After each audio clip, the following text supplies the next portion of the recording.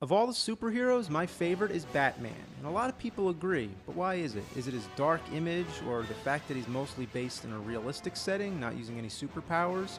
I don't know, he's just cool. But with all the different film adaptations, everyone has their own ideas of how they like their Batman. But anyway, I'm just a regular fan, so I'm going to give my own reviews of all the live-action Batman movies and express my own opinions. I won't get into the animated series just because there's too much to cover, so check it out. It's a mini marathon. There's going to be 3 parts going through the history of the Batman movies, from the early days up until Dark Knight. It's Cinemassacre's Bat-a-thon! First, I want to draw your attention to a 1926 silent chiller called The Bat. The plot involves a group of people in an old mansion who are being stalked by a killer who wears a bat mask and cape. He's not as famous as Dracula or the Frankenstein monster, but the fog and creepy atmosphere make this a great addition to the haunted house franchise which was going on around the time. But you're probably wondering, what does this have to do with anything? Well, quite simply because it's the inspiration for Batman. Yeah, when you see him climbing up the roof with the grappling hook, how could you not draw the comparison? But if that's not enough, he even uses the bat signal. Obviously, it's one of the biggest trademarks of Batman, but instead of the police using it to contact Batman, the Bat uses it to frighten his enemies before he comes in for the kill. In 1933, the same director, Roland West, remade his own film as The Bat Whispers. Batman creator Bob Kane has said that this was the film that inspired him to create the character, so in some weird kind of way, The Bat is actually the first Batman movie. And I bet you didn't even know it existed. And now for the rating, I give it 3 bats out of 5. In 1939, the Batman made his first appearance in Detective Comics number 27. It didn't take too long before the character made it to the big screen, with Lewis Wilson being the first actor to play Batman in a 15-part serial. Right as it begins, you see Batman sitting at a desk with a bunch of bats flying around on strings. Most people's reaction would be to laugh, and honestly, it's pretty funny. The costumes look like the equivalent of what you could buy at a Halloween store. It seems like they should have gotten a black cape for Batman. Whatever hue they chose just didn't photograph too well in black and white, so we have a very gray-looking Batman. Robin's extremely young, fitting the boy wonder image, but again, he comes off as kind of silly and he looks like Eraserhead. Besides, he doesn't really have much interesting to say or do. The villain, Dr. Daka, was invented purely for the film and never appeared in any of the comics.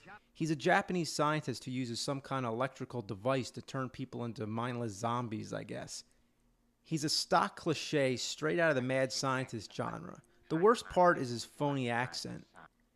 Of course, this was right in the middle of World War II, so there's an anti-Japanese tone to the whole thing, which makes it extremely outdated and just not right.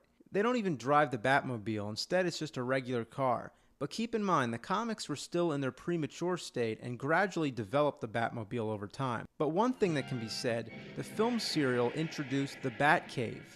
Here it's called the Bat's Cave. While not the most technically sophisticated film, it's interesting to watch and a fascinating piece of history. But this one's for hardcore fans only. I give it 2.5 bats on a string.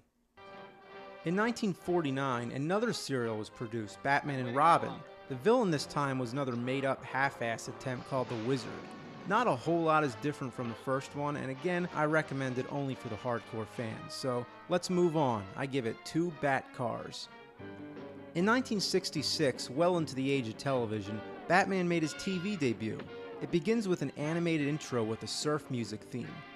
The only lyric is Batman chanted over and over again.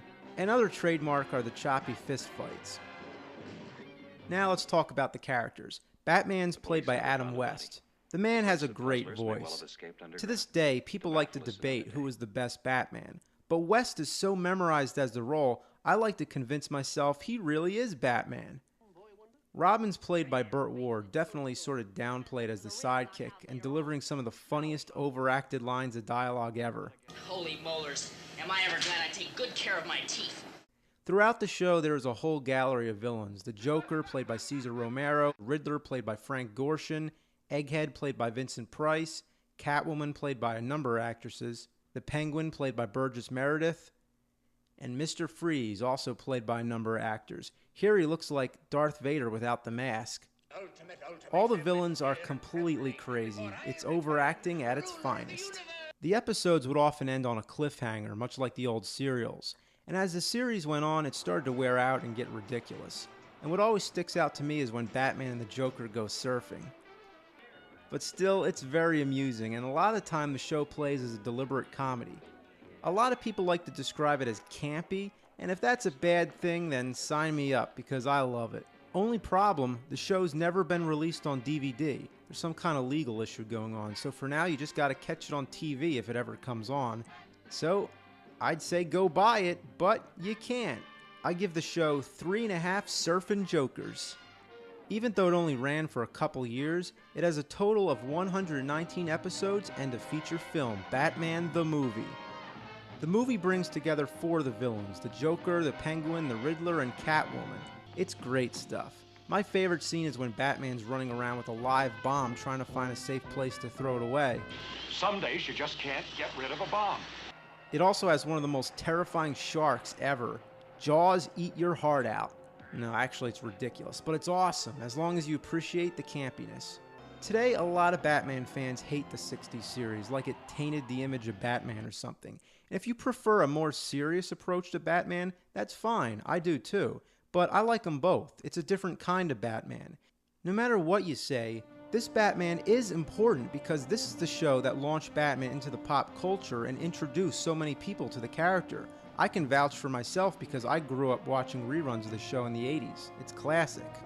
I give the movie 4 killer sharks. But remember, you gotta put that in perspective.